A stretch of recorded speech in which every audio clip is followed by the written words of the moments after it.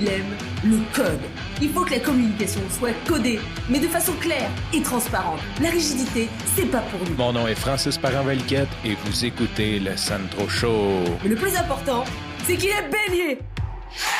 Date de l'enregistrement 21 mai 2021. Au mois de janvier, le 9 janvier 2021, le gouvernement du Québec a mis en place un couvre-feu comme moyen pour essayer de contrer la pandémie de COVID-19 qui sévit encore présentement. Et l'idée derrière ça, c'était que si les gens devaient être chez eux à 20 heures le soir, bien, il y aurait beaucoup moins de chances que les gens se déplacent d'une maison privée à une autre, qu'ils aillent dans un souper et que ça limiterait la propagation du virus. Et les chiffres montrent que ça a fonctionné. Maintenant, est-ce que les chiffres comme ça a vraiment fonctionné ou c'est autre chose qui a fonctionné? Est-ce que c'est vraiment le couvre-feu? Tout ça pour dire, au début, c'était pour un mois et après un mois, ils ont renouvelé. Je pense qu'à un certain moment donné, ils ont monté à 21h ou 20h30, puis ils ont redescendu, si je me souviens. Et là, présentement, au mois de mai 2021, on a un couvre-feu à 21h30. Donc, théoriquement, à partir de 21h30, tu n'as plus d'affaires à être dehors. Tu peux être sur ton terrain, mais tu ne devrais pas circuler, à moins que tu fasses partie de la population qui est considérée essentielle ou qui a un travail. En gros, ça te prend une bonne raison pour te promener après 21h30. On comprend, si tu travailles à l'hôpital et que tu es sur le chiffre de soir, tu n'as pas le choix. Même si tu travailles dans un restaurant ou dans un magasin, peu importe, puis que tu dois être là la nuit, ben, tu as le droit. Donc, ça te prend une raison. On s'entend que d'un début, ils ont fait une grosse campagne de peur parce qu'ils voulaient que les gens le respectent, qu'ils ont parti du centre-ville, tous les policiers, ces gyrophares, puis ils ont fait comme le tour de la ville pour dire que c'était fermé. Ça ressemblait quasiment à des mesures de guerre. Là. Ça ressemblait vraiment à un film de guerre, cette histoire-là. Bien, c'est sûr, hein, ils voulaient faire peur un petit peu pour que les gens les respectent parce que si on le regarde de façon objective, il n'y a pas vraiment de façon de faire respecter un couvre-feu outre que la menace, mais on s'entend que si tout le monde est dehors, il y a quoi? Il y a un policier pour 1000 personnes, il n'y aura même pas le temps de donner étiquette à tout le monde que son chiffre va finir. Là. Tout ça pour dire qu'il y a un couvre-feu présentement. Ils ont annoncé des nouvelles mesures. Comme tu sais, je suis plus ou moins l'actualité, mais je pense que c'est le 28 mai, il n'y aura plus de couvre-feu, ce qui veut dire qu'on va avoir eu ça du 9 janvier au 28 mai, qui donne un peu plus que 4 mois où ce qu'on n'avait pas le droit de sortir. D'ailleurs, j'ai fait un épisode le 9 janvier parce que ça me faisait freaker un peu cette idée-là de couvre-feu, malgré que je n'ai pas à sortir.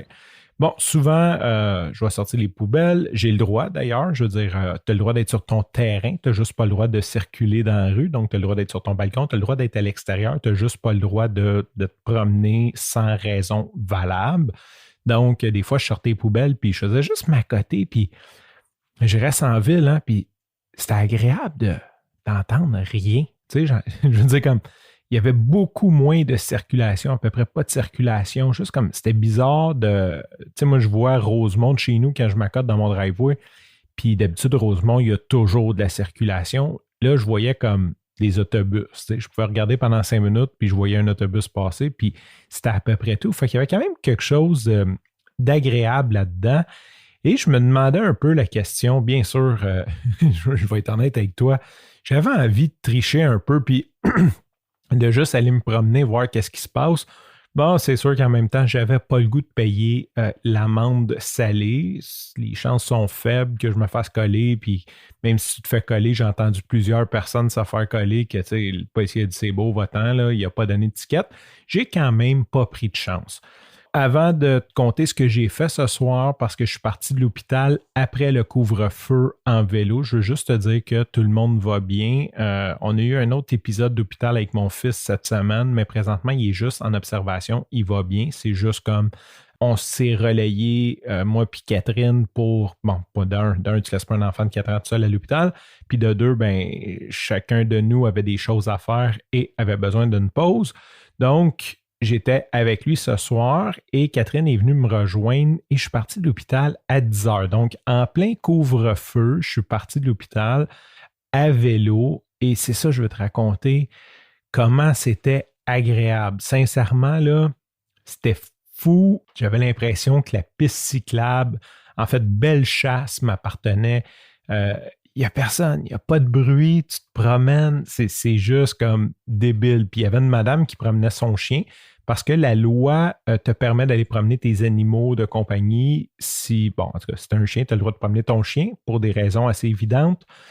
Donc, il y avait une dame qui promenait son chien. Je te jure, elle a eu peur quand elle m'a vu arriver. Là. C'était comme, wow, comment ça qu'il y a quelqu'un dans la rue? Genre, fait que j'ai trouvé ça vraiment agréable, cette partie-là. Et bon, c'est sûr, je ne l'ai pas fait, là, mais j'avais juste le goût de continuer à me promener dans cette ville, je ne vais pas dire morte, mais dans cette ville silencieuse, sur cette piste cyclable. On s'entend que ce n'est pas une rue passante à la base, mais sur cette piste cyclable déserte, un beau soir de printemps, je pense qu'il fait comme 30 degrés dehors.